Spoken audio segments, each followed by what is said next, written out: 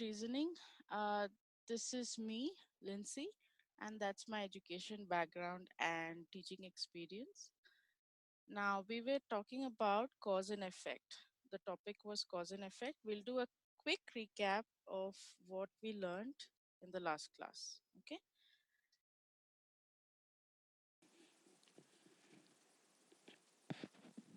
In cause and effect problems, our primary goal is to understand the relationship between the two sentences. Okay, so the relationship given between the cause and effect, are they directly related? Okay, or are the effects given part of common cause or independent cause? So let's understand what is common cause and what is independent cause using an example.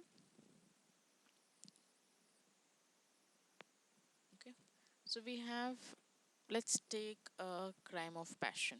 Okay, so for example, there is a couple A and B, or Mr. and Mrs. A. Okay, so this is Mr. A and Mrs. A. So infidelity by Mrs. A, and therefore Mr. A commits murder. Okay, so and then the defense lawyer says it's a crime of passion. Now in this case, the murder itself the murder itself is the crime, and the murder, that is Mrs. A ending up dead, is the effect. Now, in a crime of passion, what are your causes?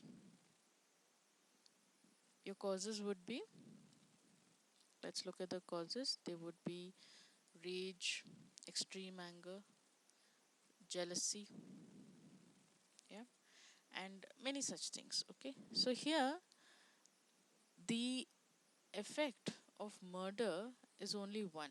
Okay, or let's say he murders both Mrs. A and a Mr. B who was involved with Mrs. A. Okay, so now both people are dead. Now, here the common cause is all this. Okay, let's look at cause and effect. Let's understand what we mean by cause. Okay, so let's take an example to understand this. I would like to use an example of a natural occurrence which happens due to either natural or artificial triggers. Okay, like an avalanche. So we have a snow avalanche. Now what happens is, say for example, there's a mountain top and there's a lot of snow on this mountain. All right, so a natural cause like new snow, yeah, or for example, let's first understand new snow. So what happens, there's more and more deposit of new snow happening. Okay, so what happens in this case is the old snow tends to move downwards. All right, and sometimes this now downward movement, this accumulated snow that starts to move downwards, the motion can be quite fast. Okay, and when that happens, because it's obviously a slope, and the when the momentum increases, it affects people at the base of the mountain. So new snow could trigger this. Okay, it's a very natural cause. Or an earthquake, that's also a natural cause, which could shake off the excess snow down the mountain. Now, there are artificial triggers, like, for example, you have your snowmobiles or an explosion happening somewhere, which could trigger an avalanche. Okay. Now, this is a good example for cause and effect because the snow avalanche itself is in effect. Okay. And here we have both natural causes like new snow or earthquake and artificial causes like explosion. Let's consider explosives, right? So we have this. Now, these two could be the causes for the snow avalanche.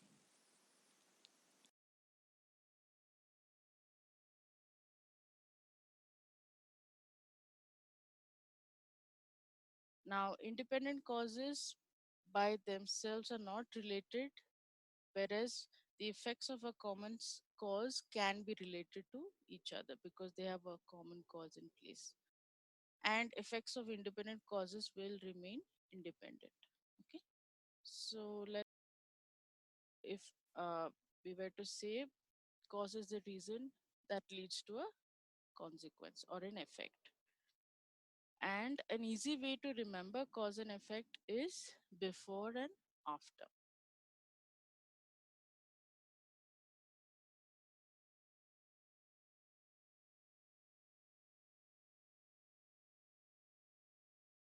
Just give you a minute to go through the problem.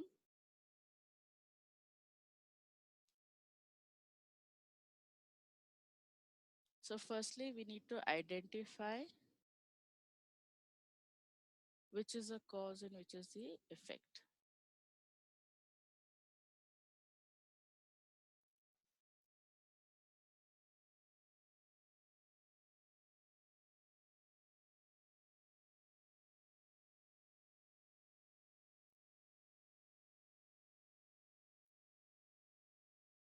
Okay, now let's examine statement one. It says the local cooperative credit society. So, cooperative credit society, for those students who don't know what it means, this is like a bank. Okay, but not all rules of the bank apply.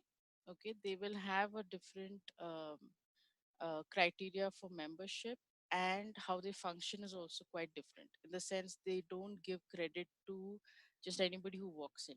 Okay, and no loans are given except to members and so on. Okay, now the local cooperative credit society has decided to stop giving loans to farmers with immediate effect.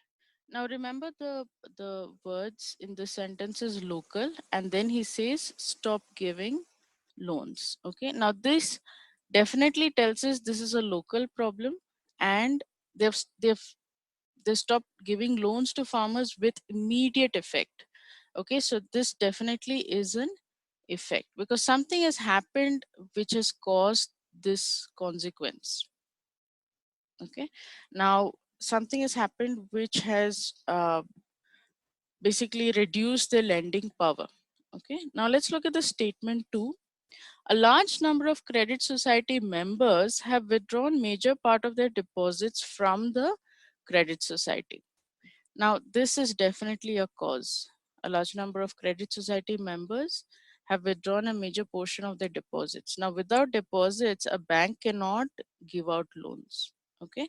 So now we've established that this is the cause and this is the effect. So if statement 2 is the cause and statement 1 is its effect, we have B as the answer. Okay. Let's look at the solution given. They have said clearly withdrawal of funds versus society members is bound to reduce the lending power of the society. So our answer is also the same. Let's take a minute to go through the next problem. Try it on your own,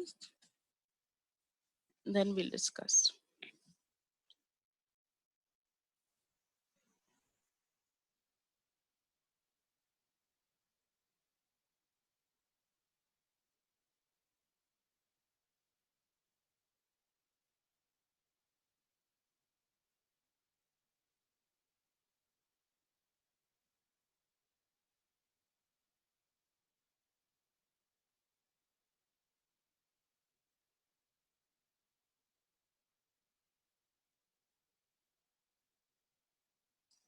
Okay, now this is an interesting problem. Statement 1 says majority of the citizens in the locality belong to a higher income group. Okay, now they've not given us any reason why they think that this is, why they think a certain majority of the citizens in the certain locality belong to a higher income group. So at this point, you don't know if this is a cause or an effect. Okay, so let it be there. Don't take any guesses. Let's look at the statement 2. The sales in the local supermarket, okay, are comparatively much higher than in other localities. Now, when do the sales in a certain locality become much higher than other places?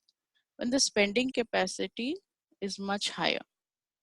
Okay, so what's happened is in a city like Bangalore, we have places known as commercial areas. Okay, what that means is mostly only shops and such things are in these lanes, or those certain areas are demarcated for commercial activity. Okay, including business, houses, offices, banks, and so on. So that way you keep the residential separate. Okay, now when a certain the sales of a local supermarket is much higher, we're talking about some kind of a residential place. So that brings us to the fact that both these statements are connected. Okay, and the high paying capacity of the citizens has driven these sales, and therefore we can conclude that the reason being the cause is how we identify where the high spending power comes from is the cause, and the effect is that we can identify that this locality is where the majority of the citizens happen to be coming from a high income group. Okay, so therefore the answer would be statement 2 cause, 1 effect. B is the answer.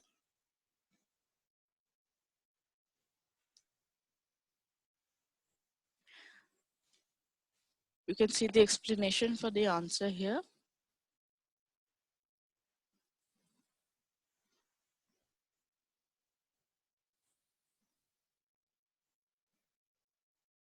Okay, so now let's look at the next problem. So cause and effect, we'll do another 3 more problems, and then I'll open the session towards question answer, and then we'll start the new topic. Okay, so let's look at the 8th question. Take your time, read the statements and find an answer, and I'll explain this in a minute.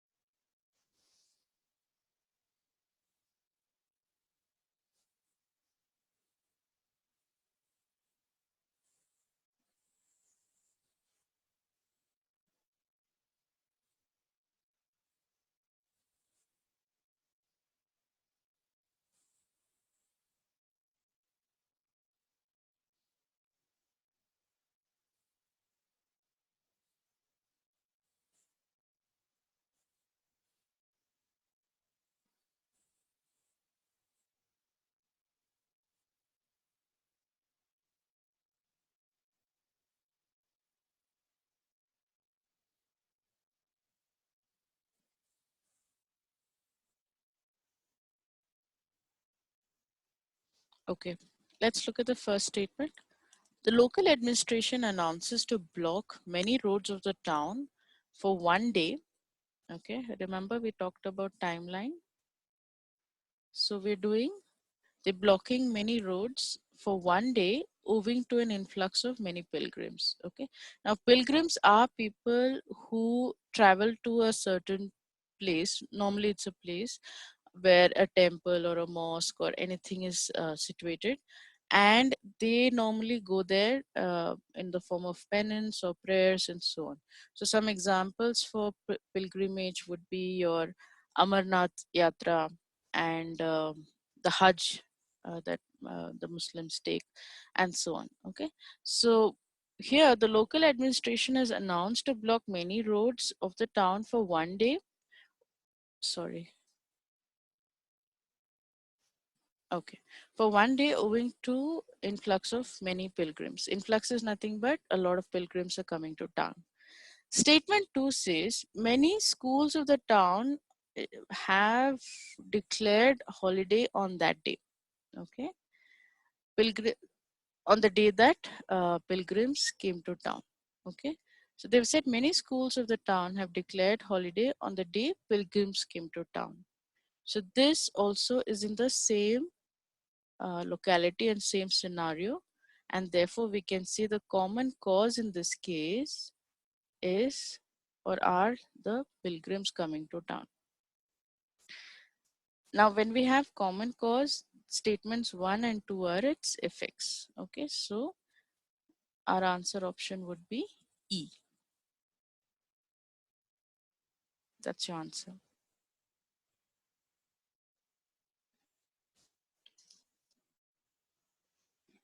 Yeah, both the statements A and B are in effect of the sum common cause.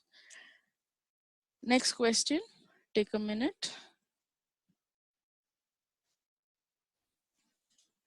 Remember, identify the cause, identify the effect, then identify if they are related. And if they are related, do they have a common cause or independent cause, and so on.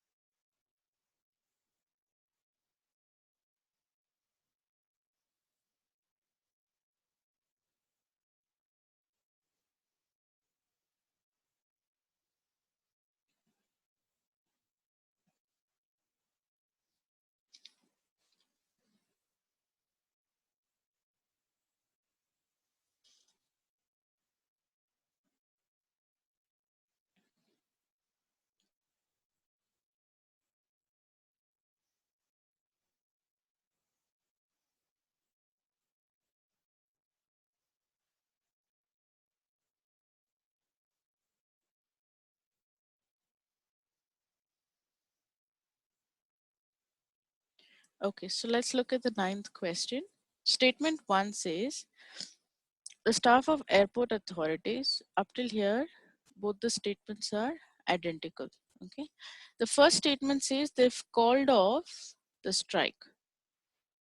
So called off the strike means they were doing a strike which they have now called off or cancelled. Okay. Now they've called off the strike they were observing in protest against privatization. The second statement says staff of airport authorities went on strike, okay, anticipating a threat to their jobs. Now we'll come to this later part, why they called off the strike and why they went on strike. But remember, these two are opposing things. One is being called off and one is an action that was taken to go on strike. Okay. So these two statements are in fact effects. Okay. Both of them are effects. I'm sorry, the system, just give me a second. Yeah, we were here. So both these statements, 1 and 2, both are effects. Now, the second part of the first statement says they were observing a protest against privatization. The staff went on strike, anticipating a threat to their jobs. Okay, but whatever these happen to be, they are both causes, and in fact, they are both independent causes. So we have the D answer where both the statements 1 and 2 are effects. We have these effects here of independent causes. Now, you might wonder that maybe observing in protest against privatization, because privatization means the airport staff probably will be replaced or something, and therefore it's a direct threat to their job, which is true. Okay. But since these two actions are in opposition, we cannot say that they are actually effects of the common cause.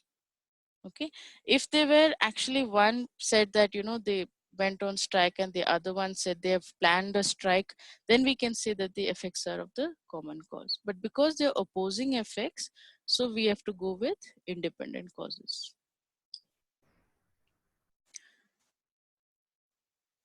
So here we have the answer. Clearly, calling off the strike and going on strike are events that may not be backed by the same cause.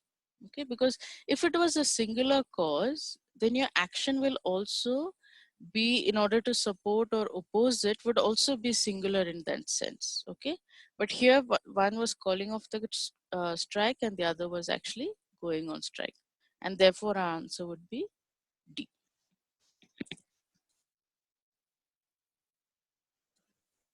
Okay, this question, let's take a minute.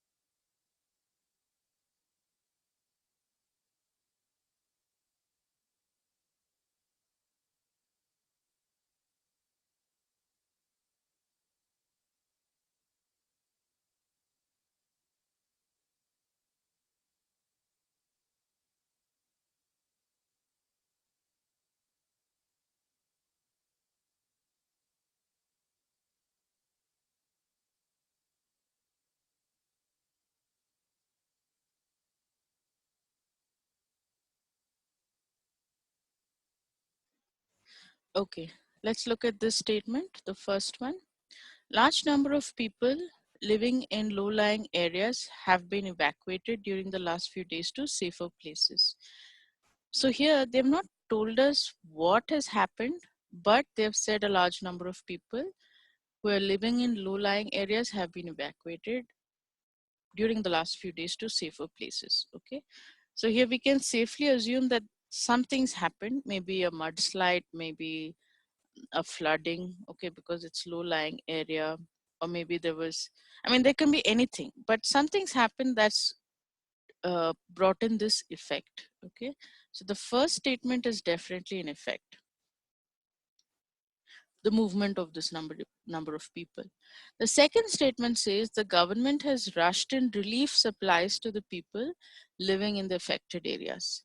Now again, here we know that the government has taken some action, okay, in by sending in relief supplies to these people living in the affected areas. So this also is in effect.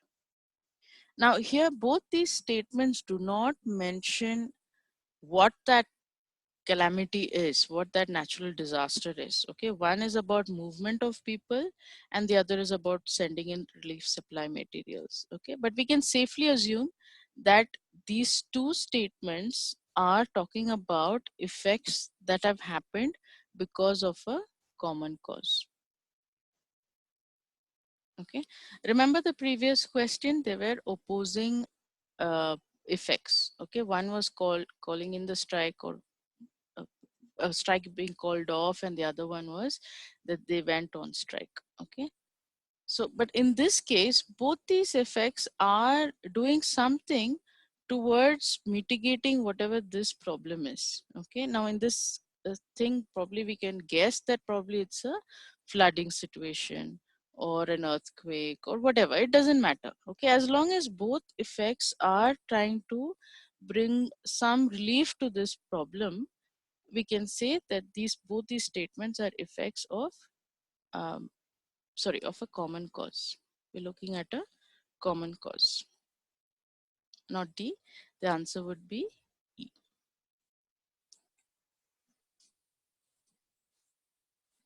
Yes, so here also they've said it indicates floods that may have occurred.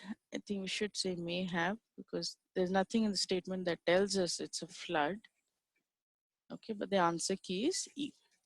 So now let's look at, before we review, I want to know if you have any questions of the cause and effect session. And after this, we'll start a new topic, assertion reason. Okay, so let's just conclude this class in terms of revision. So cause is a type of statement defined as someone or something, because many times It can be an individual as well. Okay, they could give you a problem like where some action has been taken. Like remember the school board. Okay, that is an individual action, like the parents and the school board acting on their own. So to define a cause, you could say it's a type of statement where someone or something gives rise to an action, a phenomenon, or condition such that it produces an effect or result. Okay, and types of causes are independent and common cause, and the effect is a type of statement defined as a reaction or change, which is a consequence of a recent event. Okay,